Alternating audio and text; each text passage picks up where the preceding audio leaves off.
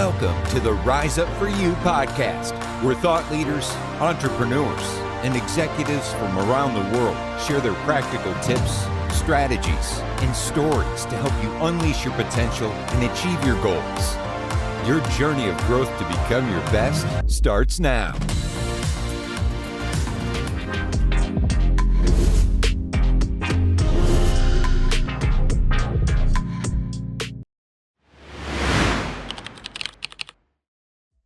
Hey everyone, welcome to today's podcast episode.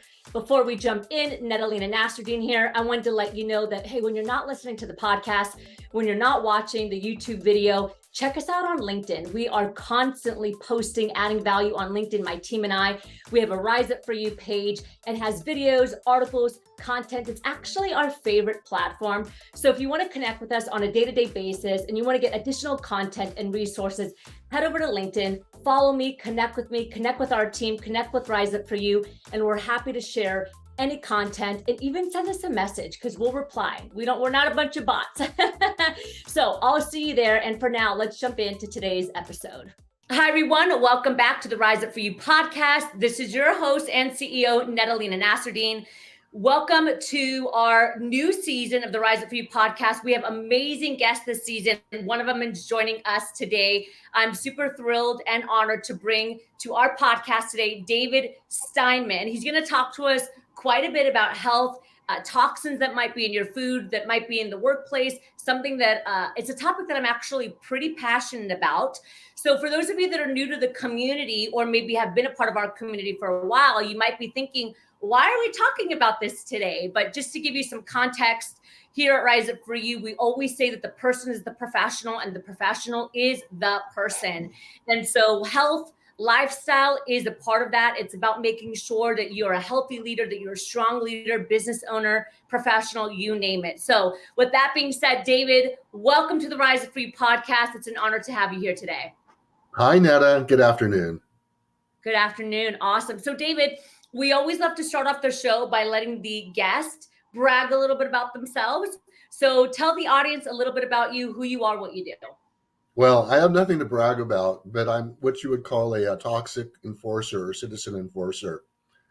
And I bust companies that are selling you foods and products with harmful chemicals in them and not telling you.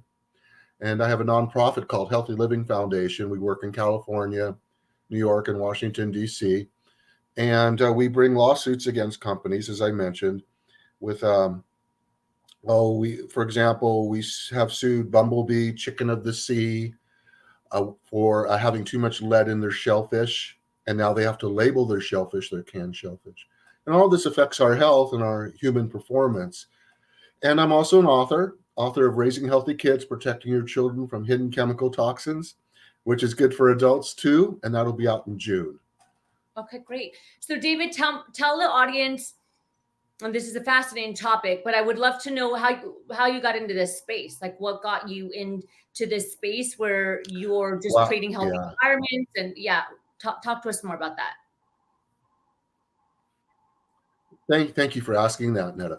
I grew up in Los Angeles, California, eating fish from the Santa Monica Bay. I grew up fishing in the Bay's waters. And when I was an investigative reporter for the LA Weekly, we found out that some of the fish in the bay were dying from very high levels of industrial pollution. Dolphins were washing up on shore with immense amounts of industrial chemicals in them, dead and washing up on shore. What we did was we measured the blood levels in fishermen and women eating fish from the locally caught fish, and measured their blood for DDT and PCBs. DDT is a pesticide, PCB is an industrial chemical. Okay. And we discovered that the people with the highest levels also ate the most locally caught fish. Okay. I had my own blood measured, and I had really high levels of DDT in my blood too. And that's when I began to look at my eating habits in order to stop poisoning myself. The fish weren't being identified as poison. They were later when the bay was declared a Superfund site and people became more educated. Okay. But when I was fishing, they certainly weren't. What happened was DDT was being manufactured in South Central Los Angeles at a chemical plant called Montrose. And all of the waste sludge was being dumped into the Catalina Channel, into the ocean in barrels. And the barrels were being hacked open or broke open over time. And these 2,000 tons of DDT contaminated the entire ecosystem, me being part of that ecosystem. So that's kind of how I got into it and really started to study this. I testified before Congress. I published scientific articles. I published books, Diet for a Poison Planet, because I felt other people really needed this information too. Okay, so this is fascinating because I would say maybe like the last 2-3 years, this has become more popular. Like you're seeing documentaries on Netflix and, different things about health and chemicals and conversations around plastics and phthalates and, so on and so forth. So I'm curious, there's a lot out there, and nowadays we really don't know what to believe or how to believe, or we don't know what information is good and what information is not. So I think this is a really interesting conversation. How is it affected? So there's a couple questions that I have for you, but the first one is these chemicals and these toxins that are in foods, in materials, in the workplace. What are just some of the effects and negative impact it has on us as individuals? Well, our nation's increasing cancer rates for cancers like leukemia, brain cancer, non-Hodgkin's lymphoma, breast cancer, prostate cancer are all being influenced by our exposure to chemical toxins in our food, water, air, and consumer products. But from another perspective, there are many more insidious effects that are happening. And for example, a number of the a number of chemicals are called nerve toxins. Okay. And they can cause cognitive difficulties. We know they cause cognitive difficulties in children. They can increase their risk for ADHD. Okay. But if you're an adult, you will also find that these same nerve toxins are not good for your brain function. We notice them particularly in children because we study children so much. But as an adult, these same chemicals will affect your cognitive function. Also, reproductive capacity is a big one now. Folks, married couples are having a very difficult time, more so than ever before, in reproducing and having families. We hear all the debates about IVF now and, in the news.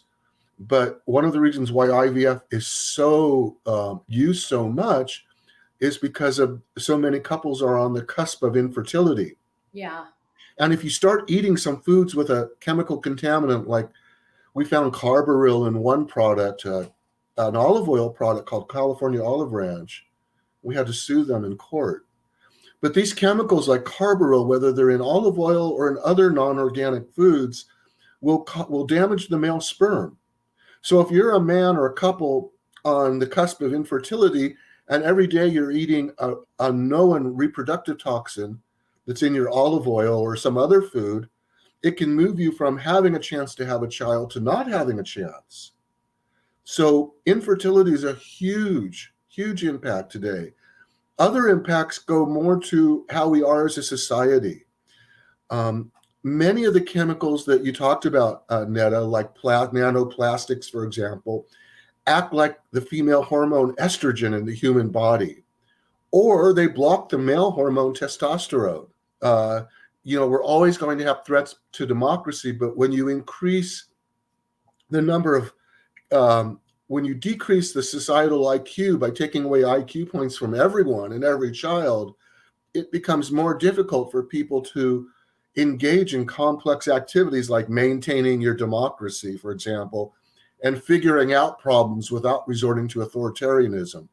All of this has a biological basis, and all of this is new because of the chemicals to which we're being exposed. Not the only cause of what I'm talking about, but a really good, well-documented now influence on our society and individual health. So that's what I was going to ask you.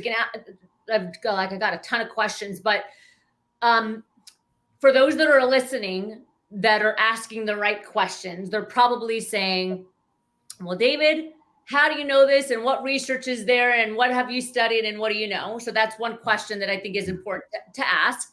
And then the second question is, I know you mentioned about gender fluidity, transgender, how we're functioning as a society, our behaviors, so on and so forth. How long does it take to impact you, right? So if I'm a 5-year-old and I'm eating, I don't know, let's say processed foods, when do I feel the effects of those toxins from, let's say, plastics and processed foods? Are we talking 10, 15 years? So 2 questions there. So I don't want to freak people out when you ask about the 5-year-old, but the effects take place before they take place before birth, during the pregnancy. Okay. So a lot of things that are happening to our kids are being baked in because, when a couple is pregnant with their child, and thank God that you're pregnant, because as I said, it's more difficult today. Then you have to start wondering about, and this is what Raising Healthy Kids, my book, is about, is what are the influences during pregnancy that are going to impact my children? So the influences start before pregnancy and they continue on. No matter what your age, your body responds immediately to outside influences. Your messenger RNA is kind of the radar of your body. It picks up all the internal signals and environmental signals from the outside, and then it tells your DNA what to do. If your body is constantly being inundated with pseudoestrogens, xenoestrogens, or fake estrogens, the messenger RNA is going to start to tell your genes, whether you're male or female, to start producing more toxic forms of estrogen, because these are toxic chemicals. There are safe pathways for estrogen too, but when you're exposed to toxic chemicals, then you use the toxic pathways. So you asked about NEA. It starts immediately, and the sooner you change your habits, the sooner you will feel healthier. These effects are immediate. And I know that sounds strange to people, but it's true. It's true. I've studied this. I represented the public interest at the National Academy of Sciences in Washington, D.C. I'm a journalist by training. I have a master's degree in journalism, but I've also published in the scientific literature, and I probably know as much about this as I work with PhDs all the time in our legal work. I know this. What's happening societally is, I'm giving you an advance warning. This is more difficult for people to see. I'm bringing up things that are very new to people. But Netta, one of the things we have to understand about what I'm talking about, chemical toxins and their impact on human performance and human health, is we didn't even have a movement until the 1960s when Rachel Carson published Silent Spring in 1962. We didn't even have the words. We didn't have the words like parts per billion or environmental impact report or endocrine disruptor or xenoestrogen or organochlorine. So how could we study something for which we had no language? Mm-hmm. It was only until the 70s or 80s that we even began to study.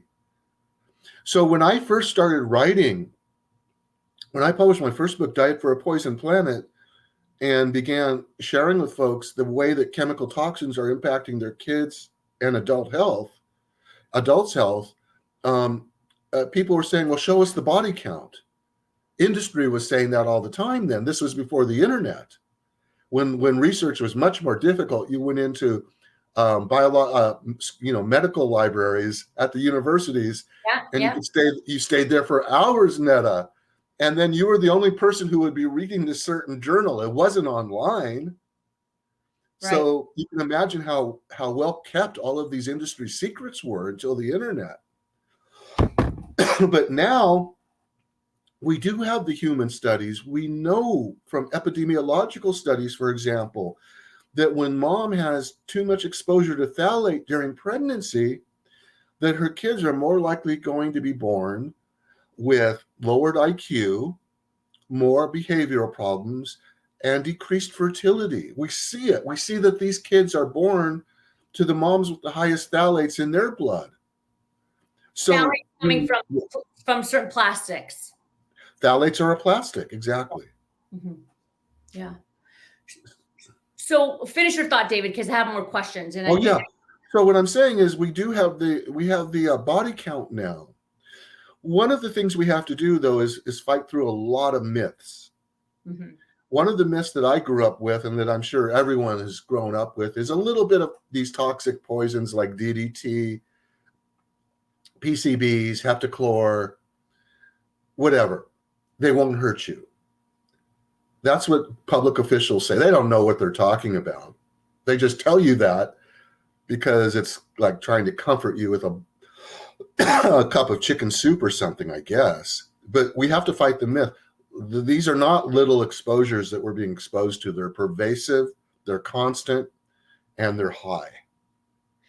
So one of the myths we have to fight against is a little bit won't hurt you. So here's the big question. Mm-hmm. People are listening to this and they're saying, well, hot darn, what do I do? I got to eat everything that's around, most things that are in the house, clothing, plastics, Tupperware, the food that, the paper and the plastics that the food come in, the plastic bags when we go shopping, my hairspray, my shampoo. I mean, you name it. I'm sure there's something that we can find in all of it that's not healthy for us. So I guess the question is, what do we do? Where do we start? What are the first 3 steps that you would say, if you can implement anything, implement these 3 things, knowing that there's still a possibility that we're going to be exposed to something, right? So what would you say A, B, and C should be done right away? Okay. A, don't despair. Don't despair. Doomsday. No, I'm just kidding. Okay, that's A. B, get a copy in June or advanced copy now of Raising Healthy Kids, Protecting Your Children from Hidden Chemical Toxins. Whether you have children or don't, it will guide you. Okay. 3, the first thing you start with is your diet, Netta, because that is one of the most pervasive exposures. So I'm going to give your audience a really big idea for diet, and then I'll talk about some of the other areas. For diet, the big idea is organic. It's organic. When I began my career as a journalist, there was no organic food. There wasn't a federal certification for organic. It was more like you had to go talk to farmers and ask, do you use pesticides? And organic foods are grown without pesticides. They're not perfect by any means, but I've looked at the monitoring reports for organic foods. They are so much cleaner than conventionally sourced produce that you want to start your that's the first big thing to do is organic foods. But does it need to be all organic? Because you know how they have, like the 10 foods that should be, and then the rest that you could get away with not it being organic. So I'm curious your thoughts on that. Well, EWG does their Dirty Dozen, which was actually, by the way, and I love EWG. I know them and they're great. But just for a matter of record, Sam Epstein, my co-author, Ralph Nader, and I started the Dirty Dozen in 1995. And then EWG took it over. But, and that's really accurate. But you want to make your whole diet as organic as possible. 2/3 of your diet should be organic. Now, people are going to say, but organic is so expensive. No, not anymore. Today, because of the demand that consumers like myself and others have created for organic, the price has gone way down. Today, you can buy all of your organic staples for your family or yourself for about the same price as conventionally sourced foods. And I'm talking about apples, celery, lettuce, carrots, the list just goes on. Cucumbers, tomatoes, potatoes, yams. You can always find these now at about the same price, if not less expensive than conventionally sourced. Okay. So don't be intimidated that way. You don't have to be completely organic. If there are foods you like, listen, last weekend I took one of my kids on a hike and we stopped at a burger place and I didn't ask if it was organic.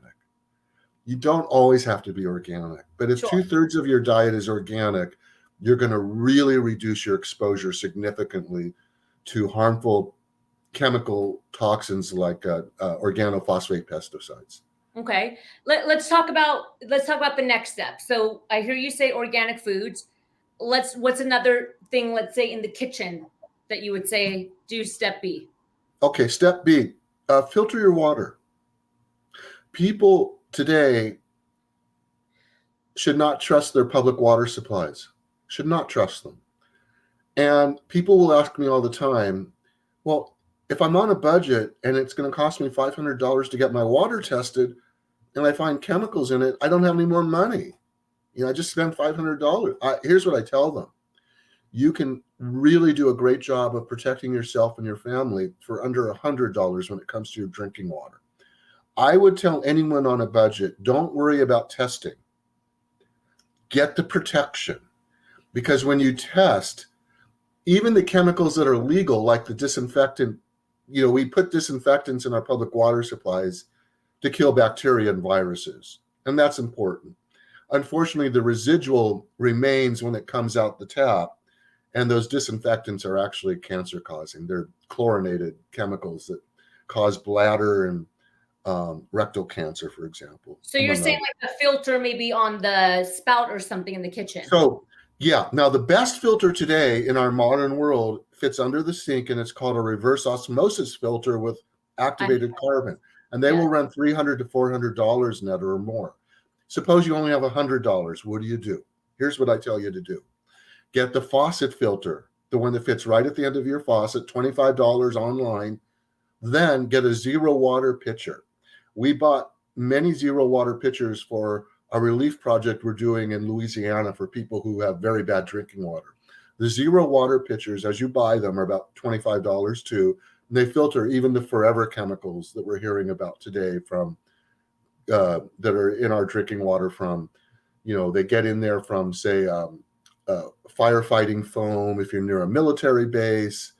And they can get in there from manufacturing stain-resistant products. They're called PFAS chemicals. The zero water pitcher plus the faucet filter will help to remove those almost completely. It will reduce them from 80 to 90%. So being on the topic of water, I have another question for you. Okay.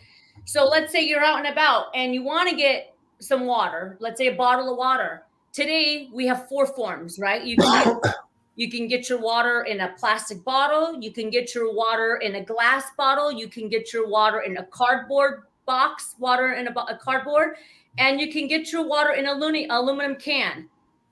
Which option is the best in your opinion and your professional opinion and expertise? So we have plastic, we have cardboard, we have glass, and we have aluminum.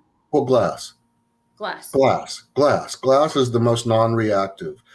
I am really against, if you're really thirsty, and there are times when everyone's going to buy bottled water or you get handed it at an event, but I'm really against bottled water because, in areas that I visited to raising healthy kids where the water is bad, private companies or the government will come in and give folks bottled water, right? Yeah. But that same plastic is what's causing the problem in the first place. Okay. So I really want people to learn to filter their water at home. And if you do have to consume a bottled water, they are finding nanoplastics in the water in plastic bottles. So get a glass bottle of water and try to avoid bottled water as much as possible. For your kids, if you're sending them off to school, get a stainless steel flask. Okay? That's the safest way for your kids to have water. And mom and dad, don't forget to have your kids the water at your school checked. Ask your school for the water report, for the lead report. If it's a preschool, ask your preschool. I know of too many families now who have sent their kids off to school and had their kids come home with very high levels of chemicals in their bloodstream because they didn't know that the school water was contaminated. Mm. So just pivoting a little bit, David, because I want to tie it into the workplace because we have so many individuals that, the CEOs, executives, so on and so forth. From a workplace perspective, what's one thing that you would say, hey, if you're a CEO, if you're an executive, if you're running a company right now, check this or do this for your team so that it can optimize their performance, make sure their team isn't fuzzy, make sure that they maybe have more energy, even if it's contributing just by 1% for someone's, cognitive behaviors, right? And how they show up. What would you say that step should be? Well, one of the most important things in the office is to make sure that the indoor air quality is high, is you have really good indoor air. So if you're in an office space and it's enclosed, you have to know that the HVAC system is operating well. That's the heating, ventilation, air conditioning system. If you're in an office where you can open windows and doors, you should always make sure that there's fresh air coming in. Second, plants are very helpful to detoxify the indoor air. From formaldehyde, toluene, chemicals that might off gas from your scanners, printers, and other electronic equipment. Third, get a high efficiency particulate air filter for your employees. These will run you about $70 to $80 to do a 1,500 square foot room, which is plenty of power. The soot that comes into offices, it can come in from industrial pollution, auto pollution, actually takes a couple points off a child's IQ. And I don't know the studies that say it will take it off the adult's IQ, but brain function is brain function. And you want to clean your air from particulates. So those are the three things: excellent ventilation, open doors, windows, check your HVAC, indoor plants like ivy, lily, pothos, dwarf palms are all good for removing chemical toxins that are in the air. And third, a HEPA filter, high efficiency particulate air filter. Mm-hmm, mm-hmm. Very interesting. David, this has been a fantastic conversation. I could probably talk to you for another 2-3 hours. I'm going to invite you back onto the podcast because I think this is an important topic. And for those that are listening, I prefaced it in the beginning and I'll say it again. Rise Up For You. Obviously we're working with leaders and professionals around the world to enhance soft skills, the leadership, the self-confidence. But a big part of how you show up as an individual is the 6 pillars in your life that contribute to your success, health being one of them, right? Our brain power, our energy, our focus, our efficiency. And the reality is that what we put into our body, what we surround ourselves with environmentally is going to make an impact. And that's why, we thought, David, this is a great conversation for us to have. So David, we'd love to end the episode with what I call our power questions, right? Our fire questions. I'm going to ask you just 3 quick questions and you're going to respond as fast as possible. The first one is, if, God forbid you were to leave this planet tomorrow, what is one golden nugget you would share with the audience? Your final message. Think of the other person, kindness, empathy. Mm-hmm. And at Rise Up For You, we're very big on values. We have values that are non-negotiable. They provide clarity. They provide structure for us. They let us know where we're going and how we want to show up. What's a non-negotiable value for you? That is such a good one. The one non-negotiable value. Don't shut me up. Okay. I'm a journalist. Don't shut me up. Don't censor me. Yeah, censor you. Exactly. Great. And I have one more question for you. But before I do that, please share with our audience. I know you have your new book coming out. You have tons of resources and papers and whatnot. Share with our audience your website, how they can get a hold of you if they want more information. Tell us a little bit about where we can reach you. Hi, Raising Healthy Kids, Protecting Your Children from Hidden Chemical Toxins. My new book, available on Amazon, Barnes & Noble, all the independent booksellers. You can pick up a copy, davidsteinman.us website, and by David Steinman on X, formerly known as Twitter. Please visit me at by David Steinman. On Instagram, it's David Steinman _author. And, please visit. I do post on my work. We're writing a lot about Cancer Alley now in Louisiana. Fantastic. Thank you, David. And final question to you. As you know, we're the company Rise Up For You. What comes to mind for you when you hear that phrase? Rise is a really powerful word. So it means good action and energy and being alive. Rise is the name of a nonprofit group I work with, Rise St. James. So awesome. It's a very powerful word in the English language. Rise up. Don't be passive. Don't be passive. Be your full self. I love that. David, it's been an absolute honor to have you on the show. Thank you so much. We'll definitely have you back. I think this is an important topic. And thank you everyone for joining us today, tuning into the Rise Up For You podcast. I'll say it again, every week we are bringing amazing thought leaders, experts, CEOs, executives from around the world to talk about really important conversations to help you and your team be your absolute best. So we'll see you next time. Thanks for tuning in. And David, thanks again for joining us today. Thank you. Thank you.